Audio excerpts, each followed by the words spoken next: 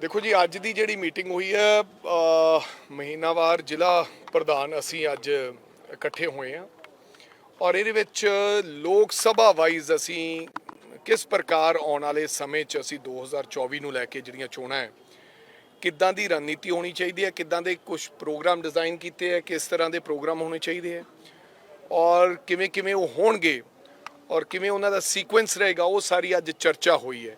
नाल नाल ਇਹਦੇ ਵਿੱਚ ਕਿਵੇਂ ਕਿਵੇਂ ਅਸੀਂ ਬੂਥ ਵਾਈਜ਼ ਡਿਊਟੀਆਂ ਵੰਡਣੀਆਂ, ਕਿਵੇਂ ਕਿਵੇਂ ਅੱਗੇ ਮੰਡਲ ਬਣਾਉਣੇ ਹੈ, ਇਹਦੇ ਤੇ ਚਰਚਾ ਹੋਈ ਹੈ ਤਾਂ ਜੋ ਅਸੀਂ 2-3 ਮਹੀਨਿਆਂ ਦੇ ਵਿੱਚ तमाम बूथ लेवल तक असी आपदा सिस्टम बना के और किस प्रकार असी आने वाले समय जनता दे विच एडवरटाइजमेंट के राही और जिस प्रकार सरकार मुकम्मल तौर पर फेल हुई है तमाम मुद्दों पर उन्हां गल्लां नूं लैके लोकां च जाना है वो तमाम अज चर्चा रही जिला अध्यक्षां दी। पर वड़िंग साहब देखिए जिस तरह का पूरा स्ट्रक्चर चल रहा है बीजेपी भी एक गल कहन लग गई कहते कांग्रेस नूं तां हजे आपदे नहीं पता लग रहा भी आप वालियां नाल मिल के असीं चलांगे किवें उस चीज़ नूं लैके तुसीं अज मीटिंगां च क्लीयर कर रहे हो। देखो मैं थानू वारी वारी एक गल बहुत वारी कहती पता नहीं क्यों वार वार इस चर्चा नूं क्यों दोहराया जाता है और खास करके बीजेपी जदों दी साडी मीटिंग हुई है 26 पार्टियां दी इंडिया नाम चुनिया गया है। पता नहीं रब की ऐसी किरपा है कि नरेंद्र मोदी जी इंडिया नूं भी गालां देण लग पे ने क्योंकि इन्हां नूं हुण इंडिया जिहड़ा ना है वो हजम नहीं हो रहा। अज दोबारा फिर जनता की कचहरी च क्लीयर कर दिए और सानूं तां बिल्कुल क्लीयर है कि जिन्ने भी लाइक माइंडेड लोग इकट्ठे हुए हैं ये बीजेपी सरकार के खिलाफ और खास करके देश के प्रधानमंत्री नरेंद्र मोदी जी के खिलाफ इकट्ठे हुए हैं कि किद्दां असीं डेमोक्रेसी नूं बचाउणा है। गल नरेंद्र मोदी जी की नहीं है, डेमोक्रेसी खतरे च है। लोग ये गल कहन लग पे दबी बात कि अगर इस बार बीजेपी आई तो अगे तो चुनाव होने इस देश का लोकतंत्र खत्म हो जाएगा। इत्थे रूस वांगू चाइना दे वांगू एक राज होएगा जिथे उस तो बाद चुनाव नहीं होने। सो वो सारे दल इकट्ठे हुए है। हालांकि असी प्रदेशों चाहे वह केरला है, चाहे वह बंगाल है, चाहे वह पंजाब च है, असी वख-वख लड़दे, साडे मुद्दे वख-वख है, साड़ियाँ मंगां वख-वख है और असी सीधी लड़ाई है। अज मेन ओपोजिशन पार्टी बीजेपी दा कोले एक विधायक वो भी घरे रुस्से बैठे ने अश्विनी जी वो बीजेपी दे नाल क्योंकि अज दा जिहड़ा प्रधान साहब आए ने आदरणीय जाखड़ साहब वो कांग्रेस चों गए ने। सो इस करके साडा अलायंस इंडिया अपर लैवल ते है, साडे नाल किसे दा कोई अलायंस दी गल, किसे प्रकार दी कोई चर्चा, किसी प्रकार का कोई सवाल, कोई चर्चा ही नहीं। और आना थानू लगता है मीडिया ने चलाता सीट शेयरिंग, ये जोड़ा बंदा ये कहता भी सीट शेयरिंग हो गई है उन्होंने पुछ के आओ भी तुसी किनू सोनिया जी नू, खरगे साहब नू या केजरीवाल जी नू तुसी मिले आए हो। किसी प्रकार की किसी पार्टी की सीट शेयरिंग की गल नहीं हुई और मैं 100% श्योर है कि असी पंजाब दे विच नॉट ओनली पंजाब कई राज्यों के विच वो ਜਿਹੜੀਆਂ पार्टी लाइक माइंडेड उत्थे इकट्ठियां होईयां सी लेकिन वो अड-अड आपदे मुद्दों ते अड-अड थावां ते चुनाव लड़नगियां। साडा किसी ना किसी प्रकार का कोई अलायंस दी गल नहीं है। ये वार-वार चर्चा और मेरी बेनती है बीजेपी वाले आपदी गल करन क्योंकि चर्चा ये है कि सारी बीजेपी जिहड़ी पुरानी कांग्रेस सी जिन्हां नूं असीं ਜਿਹੜੇ ਵਿਚਾਰਿਆਂ ਨੂੰ इग्नोर हो गए, जिन्हां नूं लाता दिता गया सी वो उधर चले गए। अज बीजेपी वाले महसूस कर रहे हैं कि गवर्नर दे किते जांदे है जां हड़ पीड़तां कोले जांदे है प्रधान तां सारी कांग्रेस ही पुरानी नज़र आउंदी है। अज जिहड़ा बीजेपी दा जिहड़ा असली केडर सी जिन्हां ने एक एक बंदे तो दूजा बंदा जोड़िया सी वो सारे निराश बैठे है।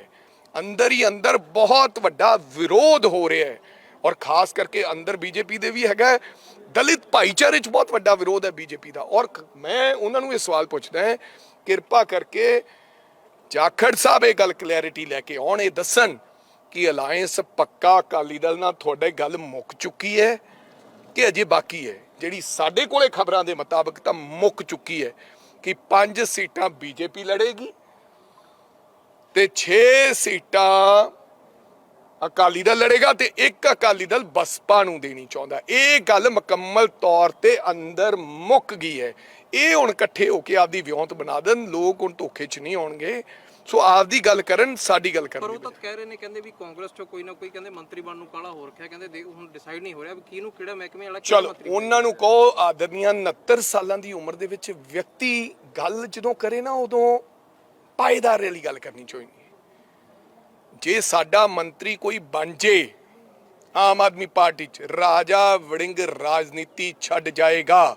ਉਹ ਇਹ ਗੱਲ ਕਨਫਿਊਜ਼ਨ ਪੈਦਾ ਕਰ ਰਹੇ ਨੇ ਨਾ ਜਾਖੜ ਸਾਹਿਬ ਕਿ ਇਹਨਾਂ 'ਚੋਂ ਕੋਈ ਮੰਤਰੀ, ਸਾਡਾ ਅਲਾਇੰਸ ਹੋ ਗਿਆ, ਉੱਤੇ ਮਿਲ ਗਏ, ਜੇ ਕੋਈ ਸਾਡਾ ਮੰਤਰੀ ਬਣੇ ਜਾਂ ਸਾਡਾ ਕੋਈ ਵਿਅਕਤੀ ਆਮ ਆਦਮੀ ਪਾਰਟੀ ਦੇ, ਰਾਜਾ ਵੜਿੰਗ ਰਾਜਨੀਤੀ ਛੱਡ ਜਾਏਗਾ। ਅਗਰ ਕੋਈ ਨਹੀਂ ਬਣਿਆ ਤਾਂ ਜਾਖੜ ਸਾਹਿਬ ਕਿਰਪਾ ਕਰਕੇ ਆਪਦੇ ਬਿਆਨ ਦੇ ਮੁਤਲਕ ਮਾਫੀ ਮੰਗ ਲੈਣ। ਮੈਂ ਨਹੀਂ ਕਹਿੰਦਾ ਉਹ ਰਾਜਨੀਤੀ ਛੱਡਣ, ਕਿਉਂਕਿ ਛੱਡਣੀ ਨਹੀਂ। ਐਵੇਂ ਇਸ ਉਮਰ 'ਚ ਝੂਠੀ ਅਫਵਾਹ ਫੈਲਾਉਣੀ ਕਿ ਉਧਰ ਮੰਤਰੀ ਦੀ ਗੱਲ ਚੱਲ ਰਹੀ ਹੈ, ਹੁਣ ਉਹਨਾਂ ਨਾਲ ਅਲਾਇੰਸ ਹੋ ਗਿਆ, ਇਹ ਗਲਤ ਗੱਲ ਨਹੀਂ ਕਰਨੀ ਚਾਹੀਦੀ। ਔਰ ਐਡੀ ਉਮਰ ਦੇ ਵਿਅਕਤੀ ਤੋਂ ਇਹੋ ਜਿਹੀਆਂ ਗੱਲਾਂ ਚੰਗੀਆਂ ਨਹੀਂ। ਵੜਿੰਗ ਸਾਹਿਬ, ਪਾਰਕਿੰਗ ਨੂੰ ਲੈ ਕੇ ਜਿਵੇਂ ਤੁਸੀਂ ਇਸ਼ੂ ਚੱਕਿਆ ਸੀ, ਕੱਲ ਆਮ ਆਦਮੀ ਪਾਰਟੀ ਨੇ ਵੀ ਇਸ ਚੀਜ਼ ਤੇ ਵਿਰੋਧ ਉਹ ਕਰਿਆ, ਲੱਗਦਾ ਵੀ ਚੰਡੀਗੜ੍ਹ ਆਮ ਆਦਮੀ ਪਾਰਟੀ ਦੀ ਗੱਲ ਨਹੀਂ ਆ ਰਹੀ, ਚੰਡੀਗੜ੍ਹ ਦੀ ਕੀ ਗੱਲ ਹੈ? ਚੰਡੀਗੜ੍ਹ ਹੈ ਹੀ ਸਾਡਾ। ਇਹ ਚੰਡੀਗੜ੍ਹ ਐਡਮਿਨਿਸਟ੍ਰੇਸ਼ਨ, ਮੈਂ ਗਵਰਨਰ ਸਾਹਿਬ ਨੂੰ ਵੀ ਲਿਖਿਆ, ਗਵਰਨਰ ਸਾਹਿਬ ਦੇ ਦੋਹਰੇ ਮਾਪਦੰਡ ਨੇ।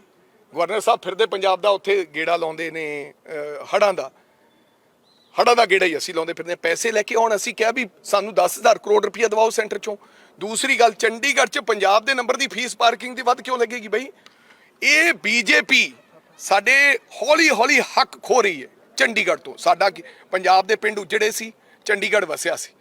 ਪਹਿਲਾਂ ਸਾਡਾ ਹੱਕ ਖੋਣ ਲੱਗੀ ਹੈ ਕਿ ਵਿਧਾਨ ਸਭਾ ਵਾਸਤੇ 10 ਕਿੱਲੇ ਜ਼ਮੀਨ ਚੰਡੀਗੜ੍ਹ 'ਚ ਦੇਣ ਰਹੀ ਹੈ ਵੱਖਰੀ, ਜਦੋਂ ਆਲਰੇਡੀ ਵਿਧਾਨ ਸਭਾ ਹੈਗੀ ਹੈ। ਜੇ ਕਿਸੇ ਨੇ ਵੱਖਰੀ ਵਿਧਾਨ ਸਭਾ ਬਣਾਉਣੀ ਹੈ ਤਾਂ ਪੰਚਕੂਲੇ ਬਣਾਉਣ।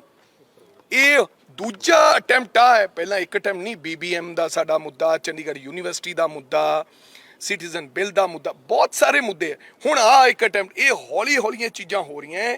ਇਹ ਪੰਜਾਬ ਦੀ ਜਨਤਾ ਨੂੰ ਦੱਸਣਾ ਚਾਹੁੰਦੇ ਆ ਵੀ ਚੰਡੀਗੜ੍ਹ ਸਾਡਾ ਹੈ, ਚੰਡੀਗੜ੍ਹ ਵੱਖ ਹੈ ਤੇ ਪੰਜਾਬ ਵੱਖ ਹੈ। ਹਾਲਾਂਕਿ ਪੰਜਾਬੀ ਇਹ ਸਮਝਦੇ ਆ ਵੀ ਚੰਡੀਗੜ੍ਹ ਸਾਡਾ ਹੈ ਤੇ ਸਾਡਾ ਹੀ ਇਹਦੇ ਤੇ ਹੱਕ ਹੈ। ਸੋ ਮੇਰੀ ਇਹਨਾਂ ਦੋਵਾਂ ਮੁੱਦਿਆਂ ਤੇ ਅਸੀਂ ਵਿਰੋਧ ਕਰਾਂਗੇ, ਲੜਾਈ ਲੜਾਂਗੇ। ਨਾ ਤਾਂ ਚੰਡੀਗੜ੍ਹ ਦੀ 1 ਵੀ ਇੰਚ ਜ਼ਮੀਨ ਹਰਿਆਣੇ ਨੂੰ ਦੇਣ ਦਿਆਂਗੇ, ਨਾ ਅੱਜ ਨਾ ਕੱਲ। ਤੇ ਨਾਲੇ ਇਸ ਗੱਲ ਦਾ ਸਾਡਾ ਵਿਰੋਧ ਹੈ ਕਿ ਬਿਲਕੁਲ ਪੰਜਾਬੀਆਂ ਨੂੰ ਵੱਖਰਾ ਟਰੀਟ ਨਹੀਂ ਕਰਨਾ ਚਾਹੀਦਾ। ਪੰਜਾਬ ਚੰਡੀਗੜ੍ਹ ਦਾ ਹਿੱਸਾ ਹੈ, ਚੰਡੀਗੜ੍ਹ ਪੰਜਾਬ ਦਾ ਹਿੱਸਾ। ਮੇਅਰ ਸਾਹਿਬ ਕਹਿੰਦੇ ਨੇ ਚੰਡੀਗੜ੍ਹ ਦੇ ਕਿ ਅਸੀਂ ਕੋਈ ਇਸ ਤਰੀਕੇ ਨਾਲ ਨਹੀਂ ਕਰ ਰਹੇ, ਕਿਉਂਕਿ ਹਿਮਾਚਲ ਵੀ ਕਰਦੀ ਹੈ, ਅਸੀਂ ਸਿਰਫ ਸਹੂਲਤਾਂ ਦੇਣਾ ਜਾ ਰਹੇ ਹਾਂ। ਨਹੀਂ ਤੇ ਫਿਰ ਚੰਡੀਗੜ੍ਹ ਵਾਲਿਆਂ ਤੋਂ ਵੀ ਪਾਰਕਿੰਗ ਲਓ। ਮੈਂ ਕਹਿੰਦਾ 3 ਗੁਣਾ ਕਰ ਦਿਓ, ਸਾਨੂੰ ਕੋਈ ਇਤਰਾਜ਼ ਨਹੀਂ, ਪਰ ਚੰਡੀਗੜ੍ਹ ਦੇ ਲੋਕ ਵੀ ਦੇਣ। ਚੰਡੀਗੜ੍ਹ ਦੇ ਜਿਹੜੇ ਪੰਜਾਬ ਦੇ ਲੋਕ ਇੱਥੇ ਰਹਿੰਦੇ, ਜਿਹੜਾ 50-50 ਸਾਲਾਂ ਦੇ ਵਸੇ ਹੋਏ ਹੈ, ਜਿਨ੍ਹਾਂ ਦੇ ਗੱਡੀਆਂ ਦੇ ਨੰਬਰ ਉਹਨਾਂ ਦੇ ਆਪਦੇ ਪਿੰਡਾਂ ਦੇ ਹੈ, ਵੋਟਾਂ ਉਹਨਾਂ ਦੀਆਂ ਇੱਥੇ ਵੀ ਹੈ, ਵੋਟਾਂ ਤਾਂ ਮੇਅਰ ਸਾਹਿਬ ਲੈਣਾ ਚਾਹੁੰਦੇ ਨੇ ਪੰਜਾਬੀਆਂ ਦੀਆਂ, ਤੇ ਫੀਸ ਉਹਨਾਂ ਨੂੰ ਵੱਖਰੀ। ਮੈਂ ਕਹਿੰਦਾ ਜੇ ਡਿਵੈਲਪਮੈਂਟ ਕਰਨੀ ਹੈ ਤੇ ਚੰਡੀਗੜ੍ਹ, ਇਹ ਦੋਹਰੇ ਮਾਪਦੰਡ ਕਿਉਂ ਬਣਾ ਰਹੇ? ਚੰਡੀਗੜ੍ਹ ਸਾਰਿਆਂ ਦੀ ਫੀਸ ਵਧਾ ਦੇਣ, ਸਾਨੂੰ ਕੋਈ ਇਤਰਾਜ਼ ਨਹੀਂ। ਪਰ ਜਿਸ ਪ੍ਰਕਾਰ ਤੁਸੀਂ ਕਿਹਾ ਵੀ ਪੰਜਾਬ ਦੇ ਨੰਬਰ ਵਾਲੀਆਂ ਗੱਡੀਆਂ ਦੀ ਫੀਸ ਵਧਾਈ ਜਾਊਗੀ, ਇਹ ਤਾਂ ਸ਼ਰੇਆਮ ਮੈਂ ਸਮਝਦਾ ਕਿ ਸਾਡੇ ਨਾਲ ਬਹੁਤ ਵੱਡੀ ਧੋਖਾ ਹੈ। ਵੜਿੰਗ ਸਾਹਿਬ, ਕਿਵੇਂ ਵੇਖ ਰਹੇ ਹੋ ਕਿ ਇੱਕ ਤਰਫ NDA, ਇੱਕ ਤਰਫ ਇੰਡੀਆ, ਦੂਸਰੀ ਜਗ੍ਹਾ ਤੇ ਜੋ ਕੁਝ ਹੋ ਰਿਹਾ ਹਰਿਆਣਾ ਦੇ ਵਿੱਚ, ਕੱਲ ਨੂਹ ਦੇ ਵਿੱਚ ਹੋਇਆ, ਬਗਮਾ ਯਾਤਰਾ ਹੋ ਰਹੀ ਸੀ, ਉੱਥੇ ਅਟੈਕ ਹੋਇਆ, ਉਸ ਤੋਂ ਬਾਅਦ ਮਨੀਪੁਰ ਦੀ ਘਟਨਾ ਹੋਈ। ਇਹੋ ਜਿਹੀਆਂ ਘਟਨਾਵਾਂ ਤਾਂ ਹੋਰ ਜਿਵੇਂ ਇਲੈਕਸ਼ਨ ਨੇੜੇ ਆਊਗਾ ਤਾਂ ਕਰਨਗੇ। ਪਹਿਲਾਂ ਤੋਂ ਇਹ ਤਾਂ ਪ੍ਰੈਡਿਕਸ਼ਨ ਹੈਗੀ ਹੈ ਕਿ ਦੇਸ਼ ਨੂੰ ਲੜਾਉਣ ਦੀ ਗੱਲ ਕਰਨਗੇ, ਦੇਸ਼ ਨੂੰ ਭੜਕਾਉਣ ਦੀ ਗੱਲ ਕਰਨਗੇ। ਔਰ ਅਸੀਂ ਇਹ ਕਹਿੰਦੇ ਹਾਂ ਕਿ ਕੋਈ ਵੀ ਦੋਸ਼ੀ ਹੈ, ਚਾਹੇ ਉਹ ਹਿੰਦੂ ਹੈ, ਚਾਹੇ ਉਹ ਸਿੱਖ ਹੈ, ਚਾਹੇ ਉਹ ਮੁਸਲਮਾਨ ਹੈ, ਚਾਹੇ, ਕਿਉਂਕਿ ਜਿਹੜਾ ਦੋਸ਼ੀ ਹੈ ਉਹਦੀ ਕੋਈ ਜਾਤ ਤੇ ਧਰਮ ਨਹੀਂ ਹੈ, ਉਹਨੂੰ ਬਖਸ਼ਿਆ ਨਹੀਂ ਜਾਣਾ ਚਾਹੀਦਾ ਕਿਸੇ ਵੀ ਪ੍ਰਕਾਰ ਦਾ, ਚਾਹੇ ਉਹ ਮਣੀਪੁਰ ਦੇ ਦੋਸ਼ੀ ਹੈ ਤੇ ਚਾਹੇ ਉਹ ਇੱਥੋਂ ਦੇ ਦੋਸ਼ੀ ਹੈ। ਇਹ ਸਰਕਾਰ, ਹੁਣ ਲੋਕ ਪੁਲਵਾਮਾ ਵਰਗੇ ਲਾਰੇ 'ਚ ਨਹੀਂ ਆਉਣਗੇ। ਉਹ ਦੱਸਦਾ ਸੀ ਜੰਮੂ ਕਸ਼ਮੀਰ ਦੇ ਗਵਰਨਰ ਸਾਹਿਬ ਨੇ। ਹੁਣ ਇਸ ਤਰ੍ਹਾਂ ਦੀ ਕੋਈ ਸਾਜ਼ਿਸ਼ ਦੇਸ਼ ਦੇ ਅੰਦਰ ਚੱਲੇਗੀ ਨਹੀਂ। ਇੰਡੀਆ ਨਾਮ ਤੋਂ BJP ਘਬਰਾਈ ਵੀ ਹੈ, ਇਹ ਮੈਂ ਦੱਸਣਾ ਚਾਹੁੰਦਾ। Thank you. ਆਓ ਜਗਦੀਸ਼। ਹਾਂ, ਮਾੜਾ ਜਿਹਾ ਪਿੱਛੋਂ ਸਾਰੇ ਦੀ ਫੋਟੋ ਵੀ ਆਵੇ, ਨਹੀਂ ਕੀ ਫਾਇਦਾ ਫਿਰ ਸਾਨੂੰ ਧੁੱਪੇ ਖੜਾਉਂਦਾ। ਨਹੀਂ ਸਰ, ਆ ਜਾਓ। ਕਰੀਏ ਜੀ। ਵੜਿੰਗ ਸਾਹਿਬ ਪਹਿਲਾਂ